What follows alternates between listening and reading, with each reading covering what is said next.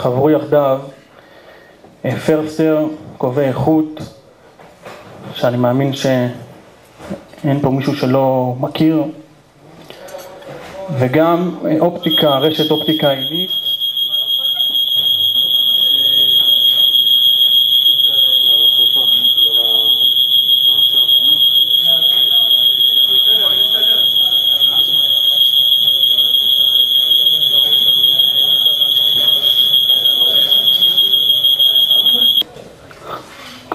כמו שאמרתי, חברו יחדיו רשת פרסטר קובעי איכות ורשת האופטיקה העינית שידועה יותר בירושלים ובביתר או בית שמש, בעזרת השם בקרוב במקומות נוספים. מטרת הכנס היא א', ליצור קשר אישי בין ראשי הת"תים לבין העסקים שנחשבים היום כנותני השירות מספר אחד לעולם הישיבות בתחום הצרכנות. הקשר האישי הזה יתבצע על ידי נציגים מיוחדים שתשמעו על זה בהמשך. והדבר השני זה בשורה או בשורות שיש לכל אחד מהעסקים האלה לומר לכם הערב. אבל קודם כל, לפני הכל, אנחנו יודעים שטרחתם והגעתם, חלק ויתרו על חתונות חשובות, שזה הערב האחרון שישנם חתונות. קודם כל, לפני הכל, אני מבקש מכם, אם תוכלו ליטול ידיים ולכבד אותנו בכך שלא תפסחו על ארוחת ערב. תודה. לערב, אני מקווה שנחמד.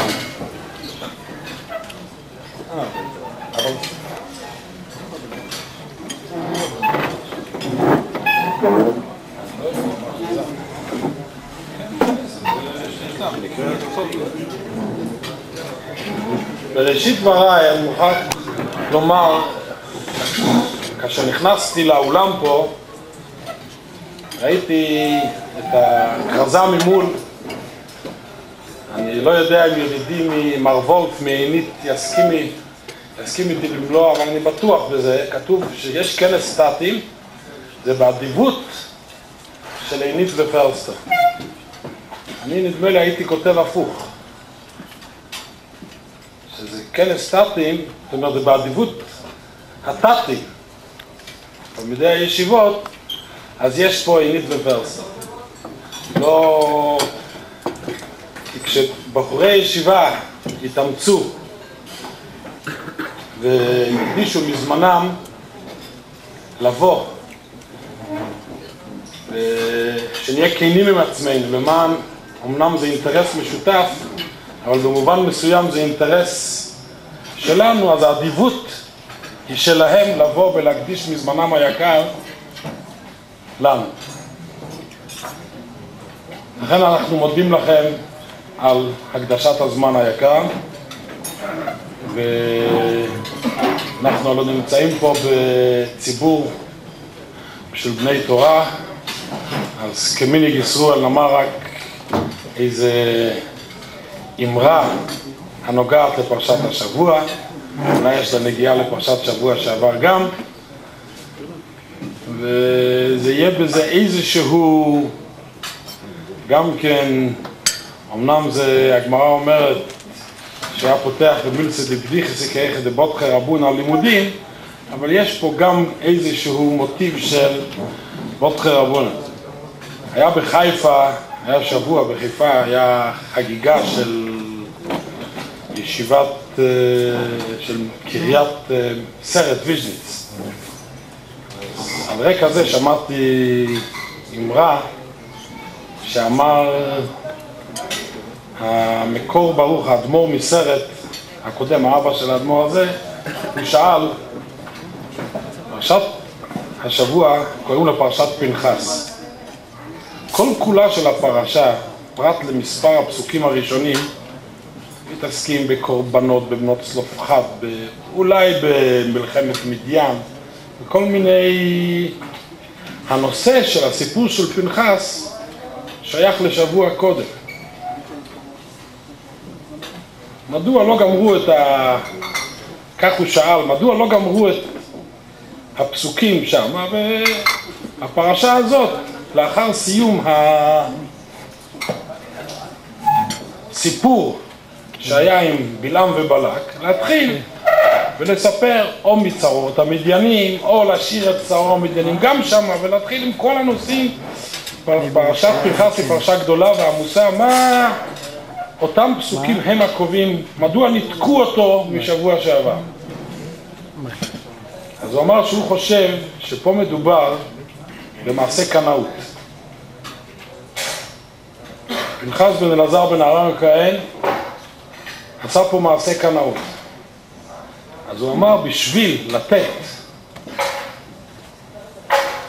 פרס, תגמול או תודה על מעשה קנאות, אז צריך לחכות רגע.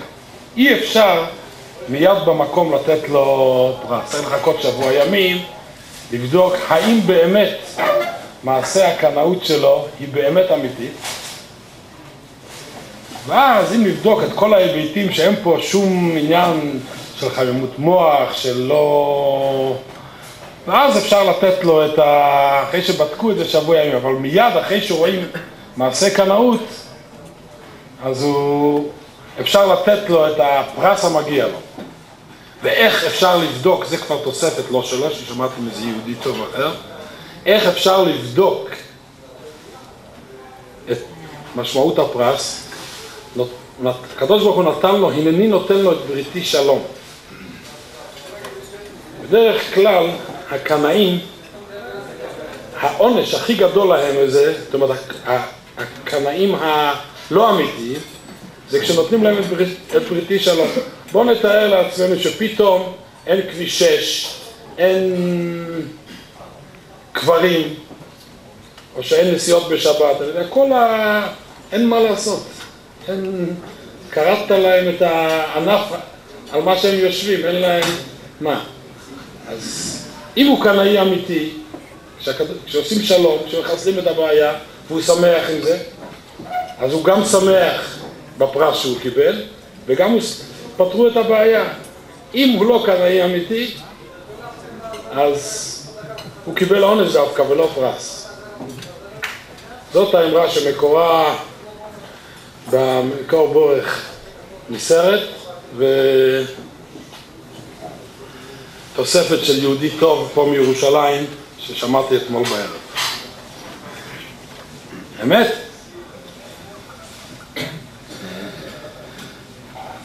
אני לא רוצה לעכב ולהאריך פה בהצגות. אני חושב שברוך השם חברתנו, חברת כובעי פרסטר, מצא לה בסיס איתם וחזק בעולם התורה והישיבות, בשירות, באמינות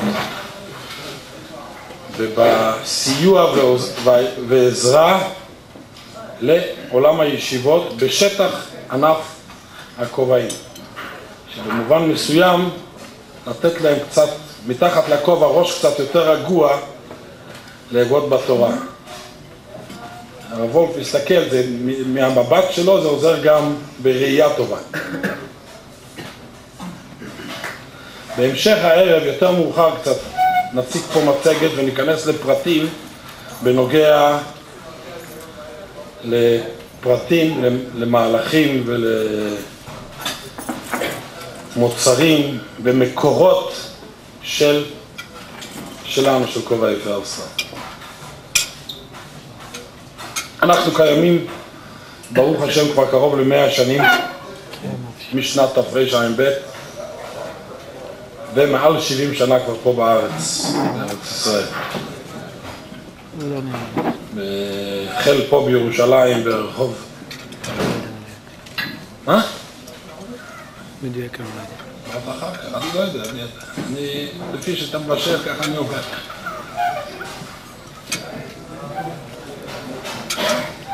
אנחנו חנות שיש לנו מגוון. הוקמה בשנת תשל"ח, 1978, על ידי האחים יוסף ומיכאל וולף. אני במקרה הבן של יוסף וולף. יוסף וולף, אופטומטריסט ידוע, כבר היה אז ידוע, בעל תואר באופטומטריה, הוא התמחה באופטומטריה בדרום אפריקה, המשיך בבית חולים שערי צדק, דמות מאוד מוכרת בעולם האופטומטריה, ויודעים שהוא דמות של אופטומטריסט מוצלח וטוב. אפשר לסמוך על הבדיקות שמה שהוא עושה עם כל המשתמע מכך. יוסף וולף נמצא בתחום של העדשות מגע מהיום הראשון שהעדשות מגע היו קיימים. אני מתאר לעצמי שכולם יודעים היום פחות או יותר איזושהי היכרות עם עדשות מגע. באותם זמנים היו מחכים לזוג עדשות מגע בערך חודש עד שהיו מקבלים אותם. היום זמן ההספקה של עדשות מגע, ברוב המקרים אפשר לומר, לפחות אצלנו, זה מיידי, אלא אם כן זה משהו חריג שצריך לחכות לו. ואם בתחילת התקופה של העדשות מגע לקוח היה מקבל את זה עם סריה שלמה של כניסות, היום יש בקבוק אחד שהוא בדרך כלל יש בקבוק אחד שעושה את כל העבודה. יש כאן דוגמאות של הכניסות. שנה לאחר הפתיחה של עינית הצטרף הלל כהן, אופטומטריסט מדופלם עם אותו תואר ורקע אקדמי של יוסף וולף. יחד הם החליטו, והם על ידי נכונות למצוינות ולדעת שהם חייבים בכל דבר להתמחות ולהיות הטובים ביותר, הם תפסו את מקום האוטוריה הגבוהה ביותר באופטומטריה בישראל. חברת עינית מהיום הראשון היה חשוב להם מקצועיות, וככה הם קיבלו את השם שלהם, שאין אצלם פשרות, מקצועיות לא פשרות ואיכות ללא מתחרים ושירות מעל הכל. עיניים זה לא משחק. יש הרבה דברים שאולי אפשר להתפשר עליהם. כשאנחנו נמצא אצלנו לקוח, אנחנו צריכים לדעת ולהיות משוכנעים שעשינו את המקסימום שהוא יראה בצורה הטובה ביותר. וכשאנחנו עושים את המקסימום מצידנו, רק אז אנחנו רגועים שהלקוח באמת קיבל את הטוב ביותר. משקפיים זה מוצר אופנתי, אבל משקפיים שנעשו בצורה פרוביזורית הם סכנה. אנחנו לא רוצים לדעת ולשמוע שיש אנשים שסבלו מכאבי ראש כתוצאה ממספר לא נכון, שיש אנשים שיש להם נזקים בעין כתוצאה ממרשם לא נכון, שיש אנשים שיש להם דלקות כרוניות כתוצאה מהתאמה לא נכונה של עדשות מגע. אנחנו צריכים להיות רגועים ולדעת שאנחנו נותנים את הטוב ביותר. וככה בסייעתא דשמיא, עם השאיפה למצוינות, אנחנו גדלנו מחנות של 30 מטר מרובע בקומה שלישית במרכז כלל, למרכז הגדול ביותר לאופטיקה בארץ. מרכז של עדשות מגע, אופטומטריה, בריאות העין. פתחנו גם סניפים נוספים בירושלים, מלבד הסניף בירושלים פתחנו סניף בבית שמש ובביתר עילית, ואנחנו עובדים על זה בצורה מסיבית ביותר, שבחודשים הקרובים בעזרת השם נוכל לפתוח סניף בבני ברק. הסניף בבני ברק יהיה אותו מודל של הסניף בירושלים. מצוינות. פחות מזה אנחנו לא נרצה שנהיה.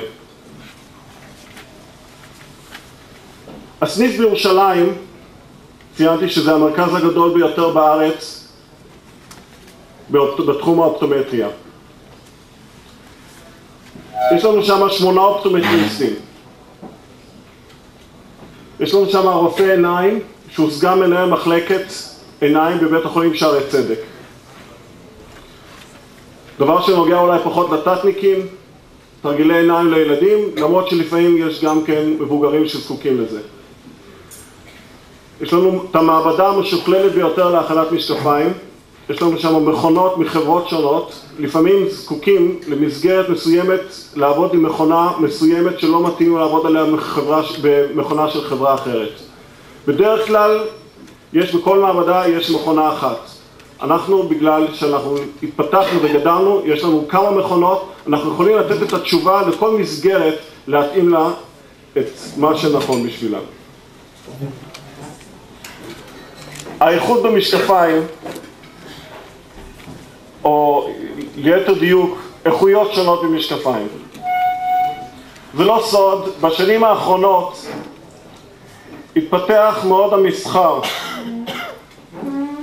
בין ישראל בכלל וכל העולם עם המזרח. אפשר להשיג הכל בזול יותר היום. טקסטיל, הלבשה, הנעלה, וגם כן אפשר להשיג היום בזול יותר משקפיים, אבל זה עוד חצי צרה. אפשר גם כן להשיג בזול היום עדשות. כשלקוח יוצא מהאופטיקה ויש לו עדשה לא טובה, קבעו לו שיש לו מספר 5. הוא צריך 4.5. הוא ירגיש טוב. הוא יצא והוא ירגיש טוב. אבל נגרם לו נזק. כיוון שמה שבשפה המקצועית נקרא over minus. זה לא נכון לעשות לו את זה. עוד יותר גרוע אם יש שם עדשה לא איכותית. אנחנו יכולים לגרום נזקים. אם יש חוסר התאמה של המיקוד של העירייה, אנחנו יכולים לגרום נזקים. לפעמים בחיסכון קטן, הנזק אחר כך הוא כזה. אנחנו רואים הרבה מתוצאות של התאמות לא נכונות, שאנחנו אחר כך נדרשים לעשות שיפור מה. אבל חבל שלא מתעסקים עם הטוב ביותר. עיניים זה אחד מהאיברים הכי רגישים בבן אדם, וכשאני מדבר לציבור בני תורה בפרט, עיניים, מה החלק שהכי עובד אצלנו? זה העיניים. לפני שאני מגיע להטבות שאנחנו מעוניינים לתת לכל התתים, אני רוצה להסביר לכם קודם כל על קצה המזלג כמה סוגי עדשות, שאני מאמין שהסוגים האלו של עדשות שאני אראה לכם כאן הערב, הם מכילים 80% מהעדשות הנמכרות ו-90% מהעדשות שנמכרות לבני הישיבות, לגילאים שלכם. העדשה הראשונה זה עדשה כמעט סטנדרטית עם ציפוי קשיח, מה שנקרא בשפת העולם ציפוי נגד צריטות. חשוב לי להדגיש, ציפוי נגד צריטות זה לא הגנה של 100%, זה מפחית את כמות השריטות בין 50 ל-80% של השריטות הקלות. כל מי שאומר שיש לו פלסטיק שהוא עמיד לגמרי בפני שריטות, אני מזמין אותו להראות לי את החידוש הזה. אני מבטיח לו שהוא יוכל לחיות מזה, הוא והנכדים והנינים, ולחתן גם את הבני נינים אם הוא יהיה לו כזאת המצאה. אין כזה דבר פלסטיק שעמיד לגמרי נגד שריטות, אבל הציפוי הקשיח מוריד מהשריטות. העדשה שיש מעל זה העדשה שמכונת אנטי ריפלקס. אצלנו ציפוי האנטי ריפלקס יש בו ציפויים נוספים. דבר ראשון, האנטי ריפלקס הוא מונע סנוור, מונע השתקפויות ועוזר בנהיגת לילה. לא יודע כמה מכם זה כרגע נוגע, אבל בשלב יותר מאוחר זה יכול לגעת לכם.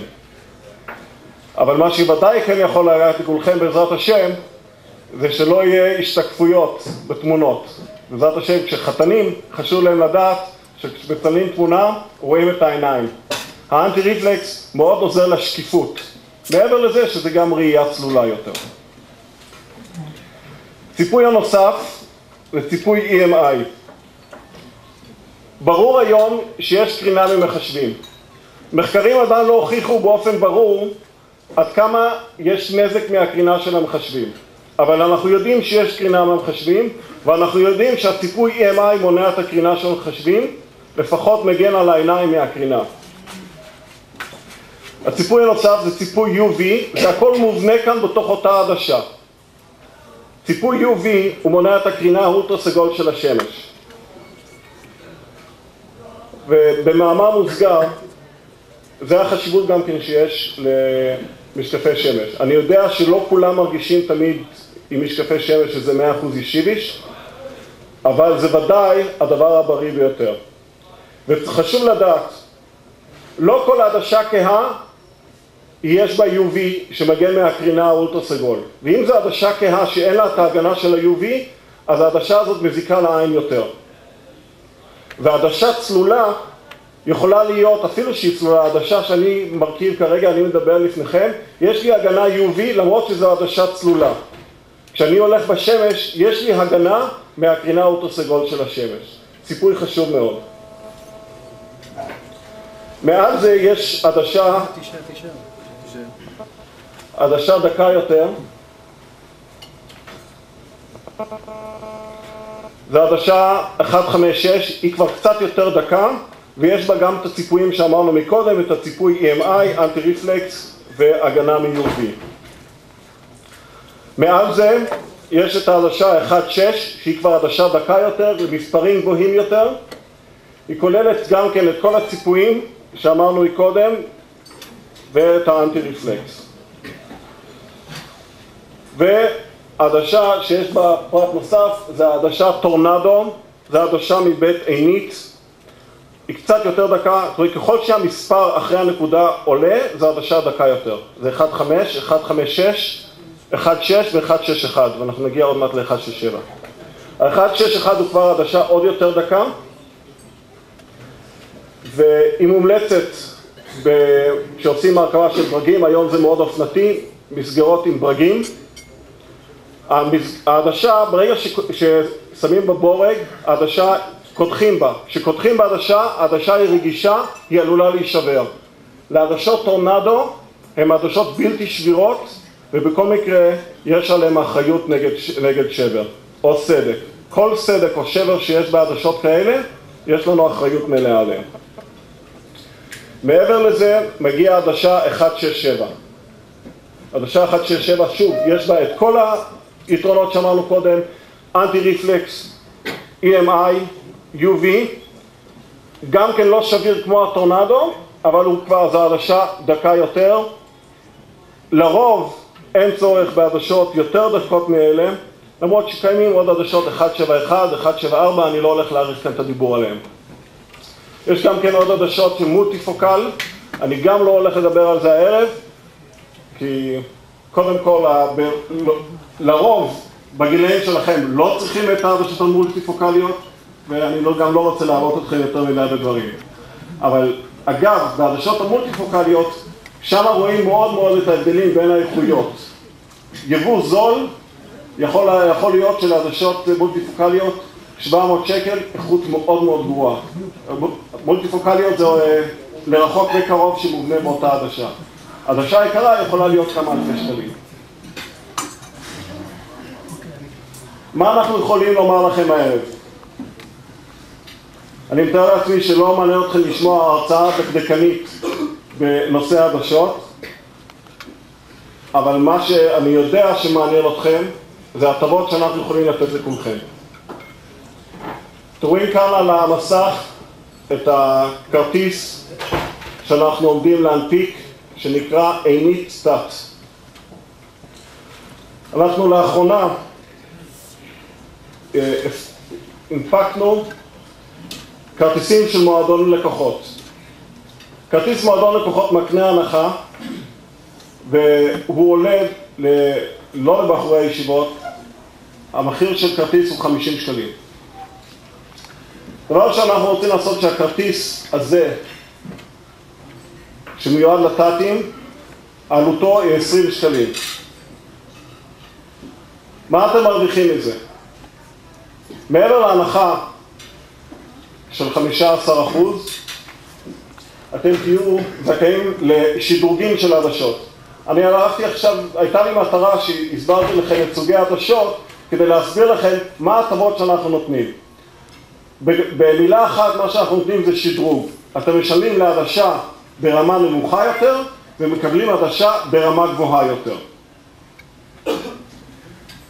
אם בחור רוכש עדשה עם אנטי-ריפלקס, כל מה שדיברנו קודם, הוא ישלם שהמחיר שלה זה 300 שקל, אם יש לו כרטיס סטארט, הוא ישלם רק 150 שקלים, שזה הרמה הפחותה יותר.